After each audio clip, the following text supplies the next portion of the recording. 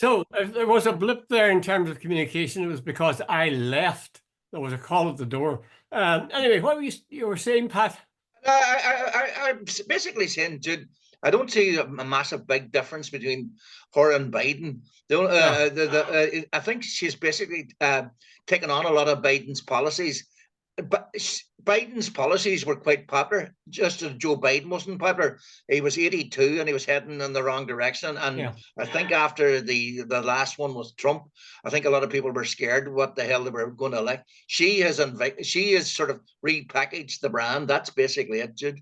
Yeah. Well, you see, the thing is this, the second item we were going to talk about was Gaza, right? Now, Yeah. the fact of the matter is that Joe Biden has been, because of Joe Biden and his supply of weaponry and finance and all Yeah. the rest, he has kept that that wasn't a war. It's an attack on Palestinians. That's what it is. It's a massacre, Joe. It's an ongoing massacre. Yeah. And we're all agreed that it's disgusting. Yeah. Should we not be putting that first almost? You know, we're essentially saying, well, she's a wee bit more towards the Palestinians than Jude, was.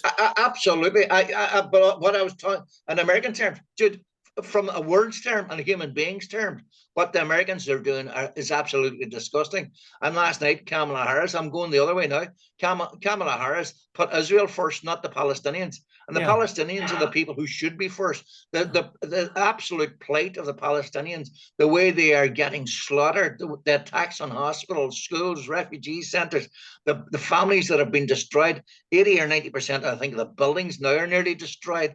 It's genocide. And we're sitting here talking, but that we're talking about the realities of the world today.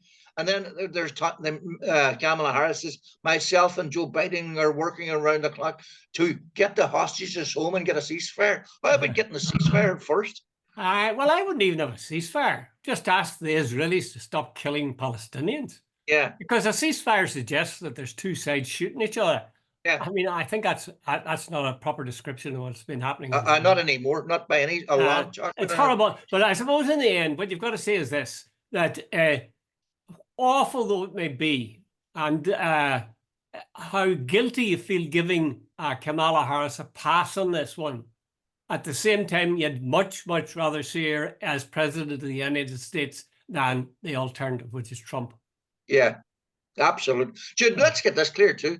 I have heard some people, Biden and what are disgrace, and they're all the same. Trump would be much worse. Let's get that clear. And anybody that says Biden, Biden's bad, but Trump actually moved the American embassy from Tel Aviv to Jerusalem. Yeah. But 1,000 Palestinians were shot at that day, and basically anything Israel wants, he's going to get, because he's beholden to them big time. And as well as he basically says that the Palestinians have no rights. He doesn't give a shit about the downtrodden or the poor or the weak. He supports. This is a man that cozies up to Kim Jong-un and Putin and all the rest of it. Do you think, Pat, that in fact that there's going to be even a ceasefire? I'm not sure, Jude. I doesn't rarely look like it, does it? It doesn't look like it. No, it really doesn't. Isn't it appalling? We're saying we can't even get a ceasefire. We really should get it. Simply, Israel and everybody should say, look, we're going to stop killing each other or killing, in fact, what is the case, Palestinians. Just stop it. That's the end of it. And now we're going to work out some way of getting organized. We'll just spend a wee moment in this now. Most people, including Joe Biden, would say what you're looking for is a two-state solution. Yeah. I think I've said this before. I actually think the ideal, now I know there isn't a chance in hell of it happening, but I actually think the ideal would be a one-state solution where everybody simply was a citizen of the state and was treated with fairness and equal. Same as the North should be, But the Israelis are never going to agree to that, because they will be very shortly outvoted by the Arabic people. And and in fact, didn't Trump and Netanyahu come up with this, that this sort of is a Jewish state? In other words, he introduced that bill or that act where Israel is now defined as a Jewish state. In other words, the Arabs don't have the rights. Yeah. I mean, there's no point in talking about a one-state solution, even though that's what it should be, I think. But given that, I suppose you would hope that Israel get around to a two-state solution. And if they would just, Jesus, if they would just leave the bloody Palestinians alone and let them don't have them backed Well, into the one corner. thing that Harris said towards the end, and there was so much applause. I don't know if she says, and she said, I would support or she claimed, or she stated the right of the Palestinians to self-determination.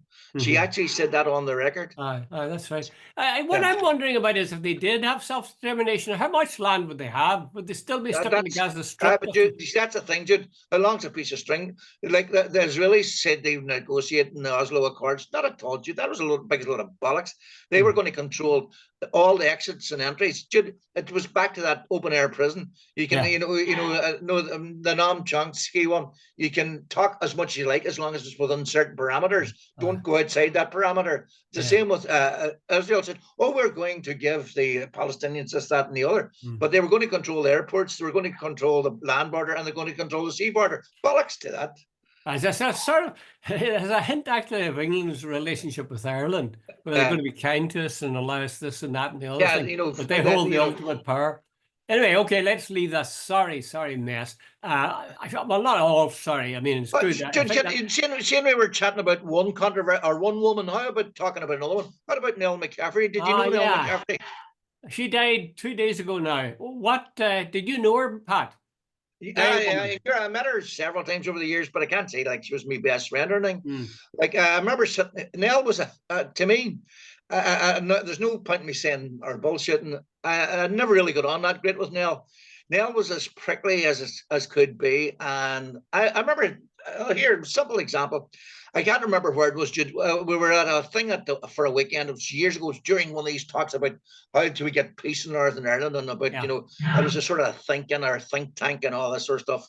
And I was invited because I had been editor of the Derry Journal and was dealing with all these different people. And I was along and sat beside NELL around this table for about 3 hours, and she was as nice as pie. There was a dinner that evening, and she just totally blanked me. And I don't know, and that was just NELL. And there were certain things. So I just thought, like, I have a problem with people like that. I just, Jude, I like people that I can actually sort of say, oh, wait a minute, there's Jude Collins. Jude, how you doing? NELL was, I think it was Eamon McCann said she was as prickly as a porcupine. And I think that's about right. Yeah. I heard a bit of McCann's assessment of her, and as usual, McCann went to the heart of the matter very quickly. He said that NELL McCAFFERTY wrote about the things that she knew about, that she cared about, and she was something she wanted to have happen. And I think that in general was true. Like, she was very prominent in the feminist movement in the early days of the 70s, and she cared about that for sure. She was against poverty. She started off by going for the Irish Times, I think, by going to the courts and cataloging these different pathetic cases of people in poverty or got for she was brilliant. That I think she wrote a column for about 10 years in that thing between the 70s and 80s and called In the Eyes of the Law. And Jude, some of the stuff was brilliant. And I remember one thing, the working class, the poor, were sent down to this place. I think it was the Four Courts, and that's facilities and all the rest. And she's talked about the facilities. Anyway, bottom line, she says, and there was even, she says, excrement on the wall, except she didn't use the word excrement. And then on top of that, then she was also saying, I love the one. There was one where she said these 5 Hare Krishnas were brought into court, and the judge lambasted them for their clothes and whatever the way they were dressed. She said, I thought it rather rich. She's just coming from a guy sitting with a wig on and a cloak, She was kind of funny too. That's true. That's true. But there's a symbiosis, a synergy between yourself and myself. I'll tell you what my notes say. I said she wrote about the things she believed in: women's rights, hard lives that people have in poverty, and so on. I thought her writing style was very good. It was pared back and really forceful, really punching hard. And my third point was that I never quite warmed to her. I've always felt there was a hint of I shouldn't say this about somebody who's just freshly dead, but there was a hint of the look at me about NELL. Like she was on that TV program. Remember that program on RTE where she would end it with a little monologue and then a wink and good night, sisters. I just thought that she was very good at it. There's no doubt about it. But I always felt she was a wee bit in love with herself, maybe. The first time I saw NELL, by the way, was in 1969 in the Bogside. And she came out of not the darkness, but from the background, shouting to somebody who was with me, saying, "Oh, I've just hit my first pillar with a stone." And I remember also she was wearing jeans, and I remember she turned and then went off back, and I remember thinking, jeans. Now maybe a style mistake, maybe not the best. Well, Jude, you see, the other side of the story, Jude, and you have to give her this. She had massive courage. Like she took on the judiciary at the time. Jude, I know. I used to get scared shitless as an editor when reporters started mixing up court reports with comment. You know, and in fact, it's a very dangerous. But and our editors, in fairness, in the Irish Times were very brave to let her lawyer. So she took on the judiciary. She took on the ruling class. Dude, you know, she got on that sort of condom express, the one so on. And she was gay at a time when it wasn't. And like, Jude, she went, you know, to contradict myself or use she had balls, if you know what I mean. Her partner was Nuala O'Fuellon. Her partner was Nuala O'Fuellon for a couple of decades, I think. Do you know what I mean? This is just sort of petty little gossip, but did Nuala leave her, or did she leave Nuala, or was it a mutual party? I wonder. I always had this feeling that Nuala left her. I think Nuala did actually. You know, I would think NELL would have been a very difficult person to live with. Like even McCann, as you mentioned earlier, McCann actually said when they were, he knew NELL from his childhood, and they played football together. And he says, he was always scared to even take her on, even an older life. He says when he was sitting beside her when she was about 10, he was 12, and he says to her, "NELL, you were a dirty player," and she says, "And you were useless." She certainly, you wouldn't be able to describe her as a woman who lacked in self-belief. Not at all. Tons of it. But may she rest in peace. May she rest in peace. She added, as they say, to the gaiety of nations. Okay, let's talk briefly about the SDLP and the UUP, because that's the subject of Brian Feeney's. And I only realized today that his column is headed Feeney on Friday. So, did you get a chance to look at it yourself? No, you sent me that, but it's behind a paywall. So okay, I thought that might be the case. Well, I'll tell you what essentially what was said. There's a bit, you know, well, you know about these things as a newspaper man, but in the middle of the column, in bigger and bolder type, there's a quotation from the article itself. And what that says essentially is both the SDLP and the UUP are finished. They serve no purpose. That in essence was what he was saying. Do you agree with him? Do you think that the UUP and the SDLP serve no purpose anymore? Yeah, there's an element to it. Dude, what is now? We were chatting about this on Monday because it just happened. Like Doug, who replaces Doug Beattie? Is it Mike Nesbitt? Like they're going to have more ex-leaders than actually but they have 9 MLAs, and I think 5 of them are former leaders. And you know, Jude, and I think that, you know, it's like the lost tribe in the desert. They're going looking for a role, and there's not, and they don't, or a water hole. I'm not quite sure, and there's nothing there for them. The same is true. Remember the same famous one? Somebody said to some British minister or official said, "What was the point in talking to SDLP or whatever? You may as well go and talk to the substance, not the shadow." You know, well, that might apply to both of them. Actually, they both were once the parties: Nationalist Party, SDLP, a Unionist Party, the UUP, and that was the way it was for the UUP. For when you think back, sorry for going across you, but see it. I'm just making this point. See at the signing of the Good Friday Agreement. Yeah, the biggest party was the SDLP on the national side, and the biggest party on the Union side was UUP. Sorry, go ahead. How times change. But is there a role for them now?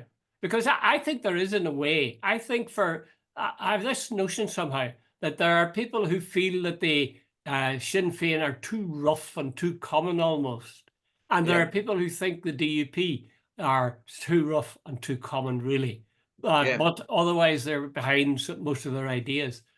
Is there any truth in that, do you think? There is a truth in that, definitely, Jude. You know, I know a lot of the nice middle class people, and I don't mean that in a pejorative way. There's some very decent people who just don't like the what do you, a lot of the, like, I know you have a thing about Doug Beattie, but I found Doug quite liberal, and I thought he was trying to reach out, apart from having a bayonet on his. But anyway, we'll not go there. You know, No, but I'd forgive him. I mean, which of us hasn't stuck a bayonet into I somebody want to and killed them? stuck a bayonet No, on I the haven't. I an know I Iraqi. have. So why should I? Why But in should I Northern condemn him? in Northern Ireland terms, he was quite liberal. But the thing is, the problem I think is they don't know where they're going. They're looking for a role and they can't find it. You know, they have tried to be. Doug was way too liberal for the Jim Allister types and not liberal enough for the Alliance types. So you tell me where he was going. I don't know. I don't know. I'm just thinking that if the UUP folded tomorrow, half their voters would stop voting and half of them would go to the Alliance Party. That's my guess. I'm not. I could be wrong. I wonder would the same thing be similar thing be said about the SDLP? If the SDLP folded, would half of them go to the Alliance and the other half go to the Shinners? Jude, I think that's actually a very good analysis. I'm pretty certain that's exactly what would happen. Yeah. Well, it would make more sense if they did. But then again, as I say, you know, you got to kill.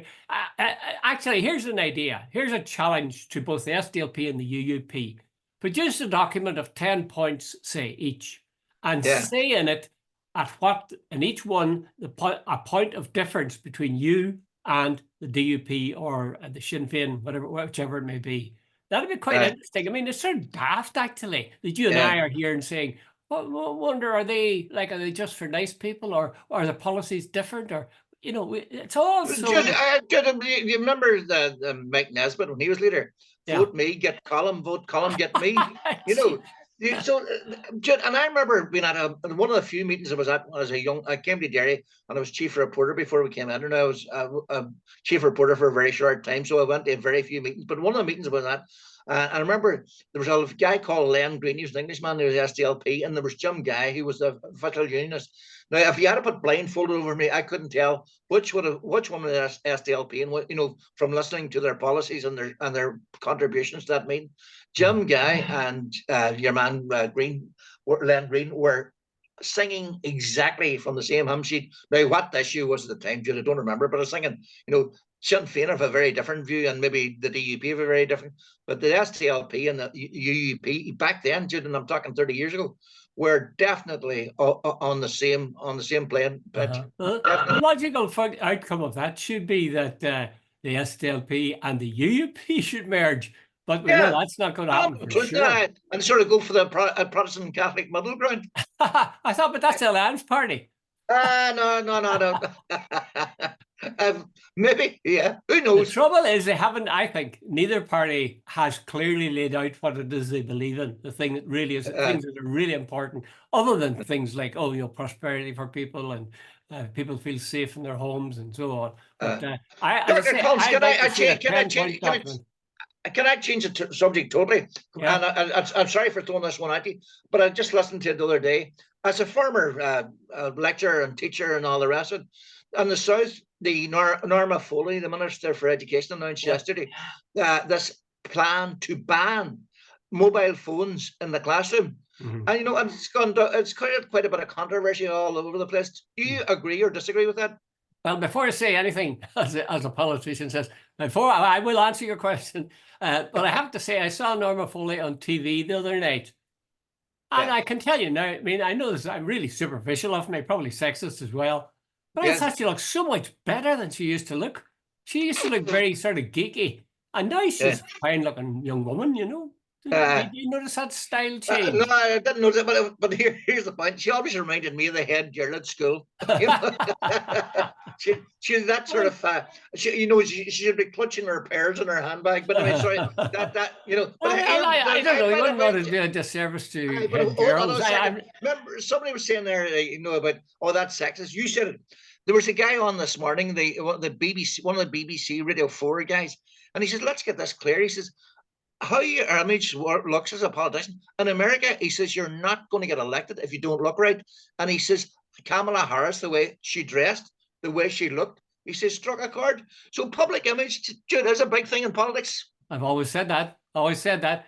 It's not fair, mind you. It's not fair because we all have the faces that God gave us and the heads that God gave us and the bodies that God gave us, but nothing we can do about them. But it is a fact, and I'm the same. I'm the same. You know, I see Kamala Harris come on stage, and I see Hillary Clinton coming on stage, and there's a sort of a substance to Hillary Clinton that there isn't to Kamala Harris. You know, Hillary sort of fills her role as well as her pantsuit. I'm not sure that Kamala's suit is just a wee bit floppy, a wee bit too big for her. Yeah. I think that's kind of symbolic. Anyway, But do you agree? Do you agree with that this thing? You see, the suggestion is that phones in class can be used for cyberbullying, and they can be used as a distraction in class. In fact, sometimes even one of the principals says, even if they're not turned off, even if they're they still ring and all this sort of stuff. So what's your view? Well, I can understand teachers who say, listen, let's get them out of the bloody equation. And in any case, you know, kids are watching too much screen. So let's, during the hours of school, no phones allowed. I can sympathize with that. However, I think there's something a bit perverse about saying, don't bring with you an instrument that gives you access to all knowledge virtually in the world today and yesterday. There should be, there surely should be some sort of task force set up for education to think about ways in which phones might be used in a positive way. I mean, I'll give you one quick instance, and that is when I was teaching English, one of the hardest things, and when I was working with young teachers, the hardest things they found was to get kids to write. Oh, God, they didn't like writing. They didn't mind talking, but they didn't like writing. And writing's hard work, as you know. But the fact of the matter is, when kids have got phones, they don't ring each other up usually. They're texting all the time. And then people say, oh, it's only teaching them bad English. That's rubbish.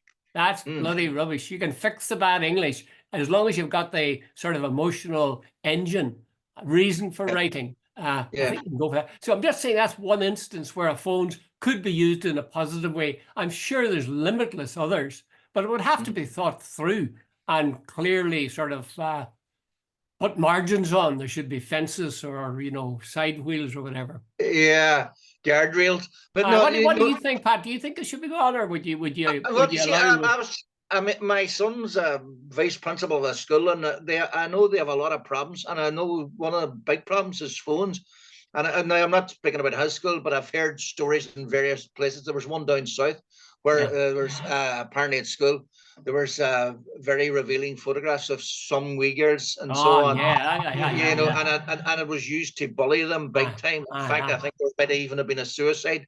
So you know that whole thing that worries me. Oh yeah. And like, remember the famous line, "Thanks be to Jesus, I grew up before mobile phones." There's an element of truth. But having said that, your point, the substantive point you made is, there's so much phones bring to the class, you know, the knowledge and so on. See, the reason I asked the thing is I'm not sure where the hell I stand on it. Well, I'm not sure either. I suppose if I was a teacher, I'd be so worried about the bad stuff. But again, it's like this, Pat. You know, it's like knives. Knives, your knife in your kitchen, you know, it's a wonderful thing you wouldn't have in your kitchen, but that knife could be abused. That knife could be stuck on somebody. So that's not a reason for banning knives. You know, what you make sure is that those knives are used properly. And I'd say the same about